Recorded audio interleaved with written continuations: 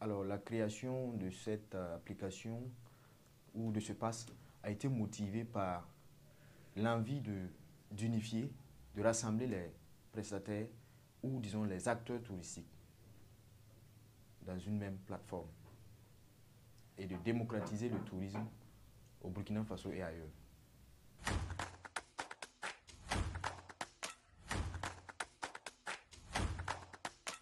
Alors, ce projet va proposer comme offre les différents volets. Par exemple, le volet restauration gastronomique, les services de restauration, les différents restaurants que nous pouvons avoir peut-être à Ouagadougou, à Koudougou, à Bobo. Le volet hébergement, notamment les auberges, les hôtels, les campements, les résidences que nous pouvons avoir dans les différents sites d'intervention du PASS. Également, un volet culturel qui va contenir des salles de ciné, des concerts, des événements réguliers et un volet loisirs ou détente qui va contenir les espaces de loisirs, un volet touristique ou site touristique qui contiendra maintenant les sites touristiques et les points d'attraction à but de visite.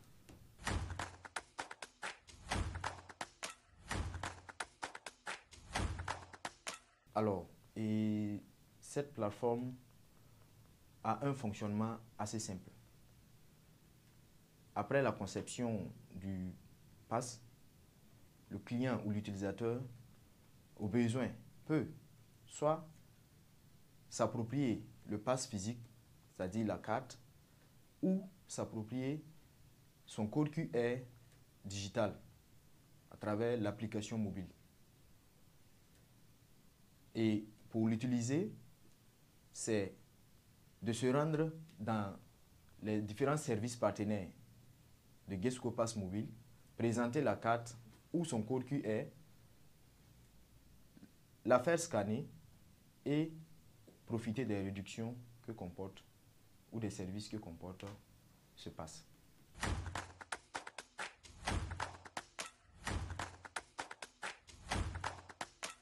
Et un public particulier, il faut dire que d'abord, l'application vise à toucher la population interne au Burkina Faso, parce que démocratiser le tourisme, c'est permettre à tous les Burkinabés de connaître leur culture et de profiter de leur temps libre pour se détendre et visiter les différents sites touristiques que notre pays possède et au-delà de cela, toucher la population extérieure.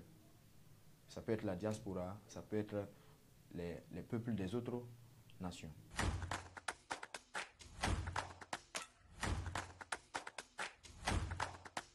Comme avantage, nous avons d'abord, sur le plan social, la capacité du projet à employer beaucoup plus de la jeunesse.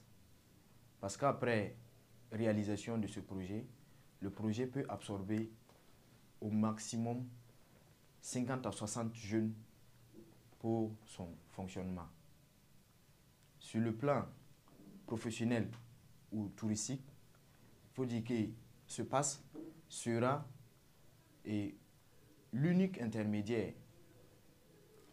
un pont de rassemblement des professionnels ou acteurs du tourisme, permettre en quelque sorte la mise en place d'une entraide professionnelle, démocratiser le tourisme auprès de la population en leur accordant cette grâce ou ce privilège de recharger ou d'économiser de l'argent pour enfin utiliser au compte de leur déplacement. Sur le plan politique, le Burkina Faso sera positionné comme une destination de priorité, une destination accessible, et l'hospitalité du Burkina sera manifeste envers toutes les autres nations.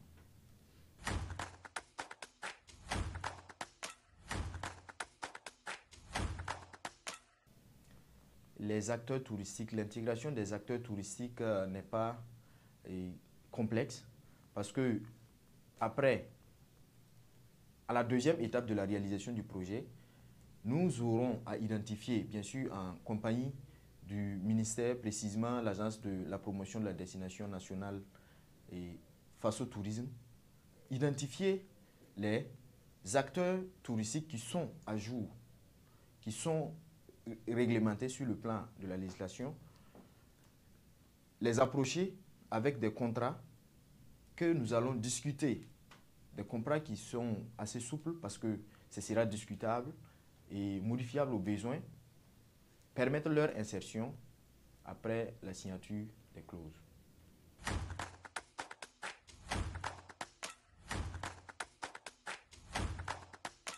Alors, la carte pour les utilisateurs est d'abord sur l'aspect économique, en quelque sorte une banque touristique, pour ne pas dire une tontine, parce que tu as de l'argent, tu recharges et tu prépares ton voyage que tu comptes passer pendant peut-être tes heures libres ou pendant un temps précis.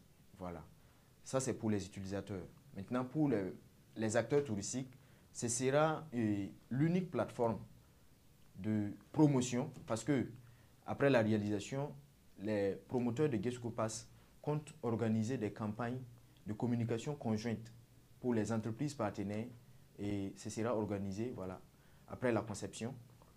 D'abord peut-être sur le volet gastronomique, promouvoir les restaurants partenaires, promouvoir les sites de restauration partenaires, le volet hébergement, ainsi de suite, jusqu'à épuiser la promotion des partenaires.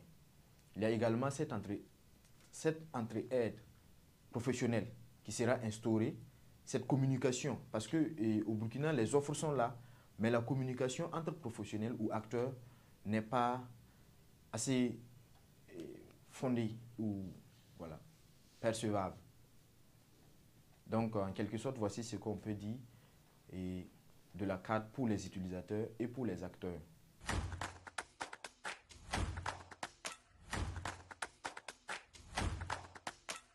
Guesco Pass Mobile n'est plus à un stade embryonnaire parce que le projet a été monté, mais le projet manque de financement.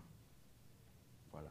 Le projet manque de financement. Nous sommes à la quête de financement pour la réalisation du projet. Parce qu'un projet avec un budget de 41 100 000, ça nécessite beaucoup de partenariats, ça nécessite un engagement des bailleurs de fonds et des amoureux ou passionnés du tourisme, notamment les autorités et les acteurs du privé et même les volontaires à l'international.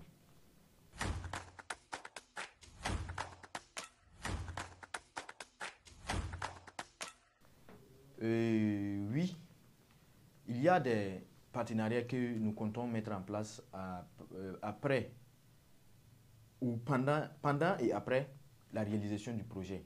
Parce que, quoi qu'on dise, ce sera pour la promotion d'abord du Burkina Faso. Ce sera, après cela, la promotion de la destination AES. Donc, ça concerne la révolution, ça concerne la population, ça concerne les autorités. Donc, précisément ce que nous comptons avoir un soutien du gouvernement, notamment le ministère de la Communication, de la Culture, des Arts et du Tourisme, l'assistance de l'Agence nationale de promotion de la destination Burkina Faso, Faso Tourisme, le ministère du Digital, pour ne pas dire le gouvernement même, le gouvernement, voilà, dans son entièreté.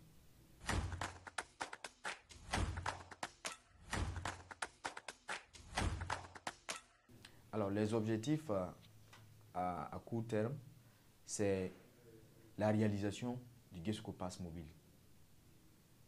La réalisation du Guesco Pass mobile et la mobilisation d'au moins 500 acteurs à sa première année de création et l'utilisation d'au moins 5000 personnes de la population burkinabé du Guesco Pass auprès des services partenaires. Et à long terme, l'expansion du projet Guesco Pass mobile sur l'étendue du territoire national à tous les niveaux. Également sur le niveau AES pour toucher les autres villes.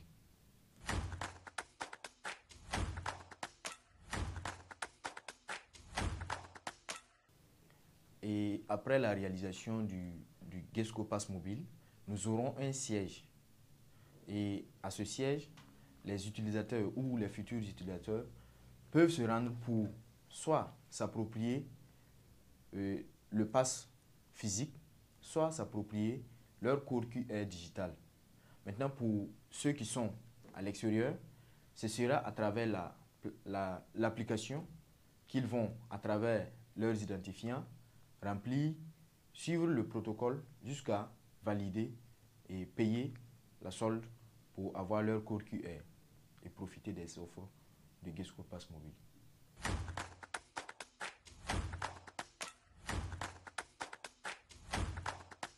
En dernier mot, je tiens vraiment à remercier, témoigner ma gratitude à tous ceux qui, de loin ou de près, participent vraiment à la promotion du tourisme, précisément à notre assistance, et remercier du fond du cœur le ministère de la Culture, de la Communication, de la Culture, des Arts et du Tourisme pour l'organisation du CITO, remercier l'Agence nationale de la promotion Burkina Faso et Faso Tourisme, remercier tous les acteurs qui contribuent à l'émergence du Burkina Faso.